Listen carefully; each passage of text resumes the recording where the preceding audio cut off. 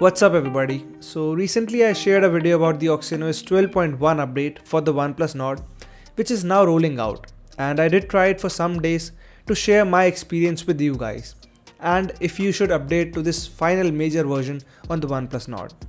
So before we start, make sure to tap on that subscribe button if you haven't already.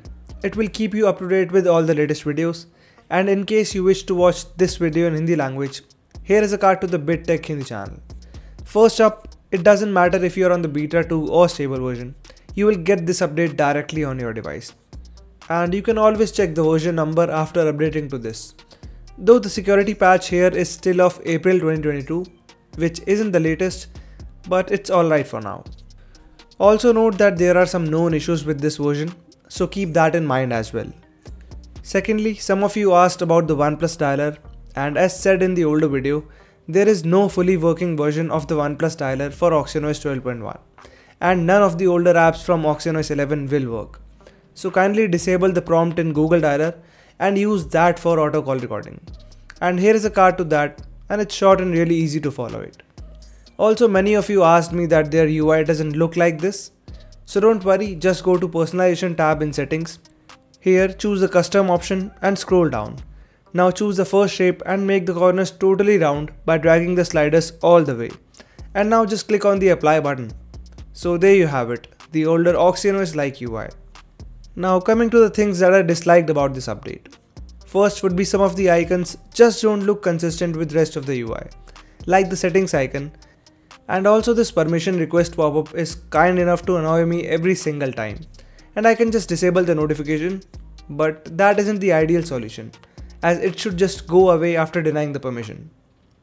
Secondly, the notification bar still isn't pitch black, which wasn't a big thing to implement, but they didn't do it yet again. Also, I'm not the fan of this new font here, as it looks a bit more bold overall, and I think the older font from OnePlus was really nice, though you can easily get a new one from Theme Store if that is what you want. Also, the charging time after this update is around 1 hour and 30 minutes for me, which is like a 40-50% increase up from 1 hour, which used to be there with OxygenOS 10. And I did try a couple of OnePlus chargers as well, and the result was same. So I feel that is one of the worst things about this update. Also, for some reason, OnePlus removed the audio equalizer from the system, and we are left with this shitty Dirac tuner, which just doesn't give any controls over the audio. And that's a bad move overall. Other than that, minor things like the app closing sound in Recents menu doesn't sound good. Along with that, text that your system is in optimal condition also doesn't look good. Now the good things about this update. Well, overall it is a decent update and it has been pretty stable so far, thanks to ColorOS. And honestly, I haven't seen major bugs as such here and there, but there are some minor issues with the widget sometimes. And other than that, the app closing animation and everything is smooth enough, which is something I really appreciate. Also, the haptics are a bit better in my opinion, and they feel a lot refined. Plus the options given are a little more, and you can even control the intensity, which is great too.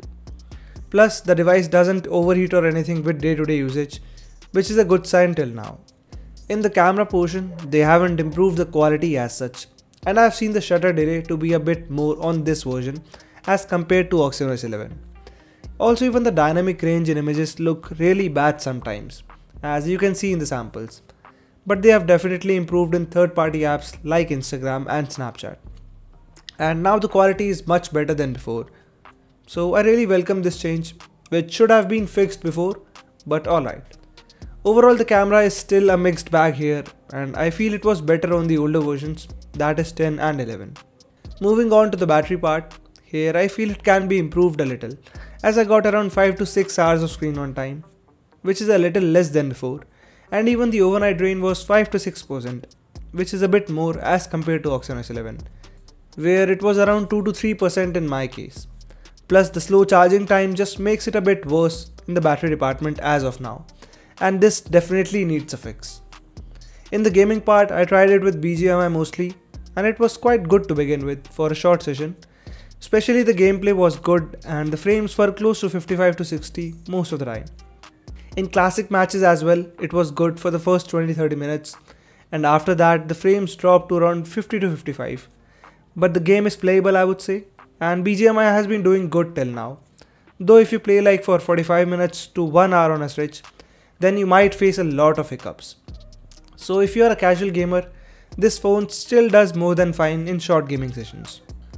Overall, if you should update to this version or not, well, to be honest, I think it still keeps a bit of oxygen in the OxygenOS, but it is not enough to just make me miss out on the original look and feel that the original OxygenOS had. It does have its own pros too, but you can wait for the next version, at least until they fix the charging time, because that is one of the most important things that one goes through every day, and the camera quality as well. Other than that, there aren't any major issues with this version, and if those issues do not bother you, then feel free to update to this version. And also take a backup of the hidden stuff like logbox and other things which might not stay after the update, and you might lose out on your data. Other than that, it is decent for the first version, though if you still want the best of everything, OxygenOS 10 is still my top pick for this device. So this was my impression of the OxygenOS 12.1 stable version for the Oneplus Nord. And if you do end up liking this video, make sure to tap on that subscribe button and hit that like button as well. Thanks for watching, and I'll see you guys in the next one.